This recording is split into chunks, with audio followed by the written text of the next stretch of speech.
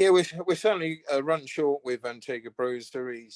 He exploded in the heats of the puppy competition at Nottingham, which we kept him by. I mean, his form before that was against Tenpin, and we know how good that is. It's a potential Derby favourite, isn't it? And his form wasn't beaten far by Tenpin, and he won well at Nottingham, and then had to be withdrawn from the final on Derby final night with a Achilles tendon, ruptured Achilles tendon. So we brought him back, and he's gone to Monmore. He's a middle to wide sort of runner.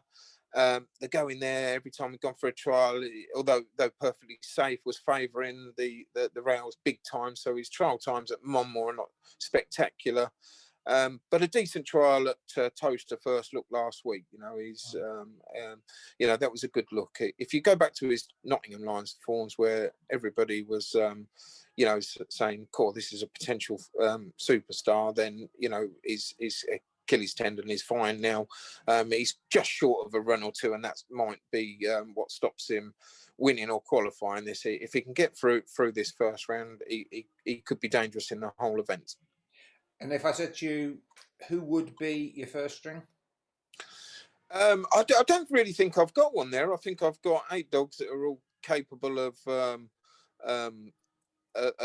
not only winning the heats, but potentially winning the competition. There's not one of them that I would put above the other one. There's no at the moment what I would call a superstar that's won this and that, that's or anything like that. They're all potentially good dogs that we're hoping we're going to have a real good year with. We'd just love to get one or two through to the final. It's first sort of major final, so if we can get these through Saturday night into the semi-finals, hopefully we can then get 1 or 2 maybe through to the final, and we'll see what happens. So Rab, the last heat, Queen Franklin, what do you think? Yeah, the last heat of the Blue Ribband at Towster, Heat 6, Queen Franklin, who's a little sister to Queen Dolly. This bitch is really tainted the place. It's really tainted Towster, because I was saying to Liz on the road home when I was watching her running Towster, the way she attacked the corner, the way she bended and everything, Floyd. She did 15.70 first look at the place for the sprint, which I thought was phenomenal. The next time she did 15.82, but as I said earlier on, I thought the track was a wee bit back the second time. So I would have said it was an hour 15.70 run the way she ran. The first night she ran there, she ran against Savannah Dan Hot.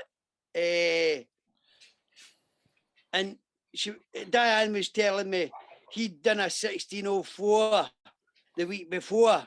Now, if you'd seen what Franklin done to Savannah Dan Hot, even Diane couldn't believe it. She just absolutely powered away. But this was a bitch I had a lot of time for last year, Floyd.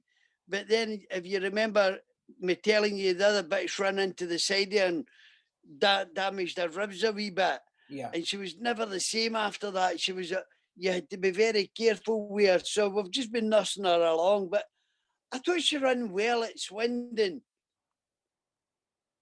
It just missed the boxes slightly, and that stopped her from getting to the final of the Oaks, which I think is our forte. She does like to fly the boxes and take it for the front. So the way I've seen her having her 2 trials at Towster, she's really, really come out through the bars. So I'm hoping she's feeling good and she's come back to herself. And I think she's in with a good chance here. I think she's in with a good chance of getting a good lead, Floyd. And it'll be catch me if you can with this wee bitch, because that's the type of bitch she is.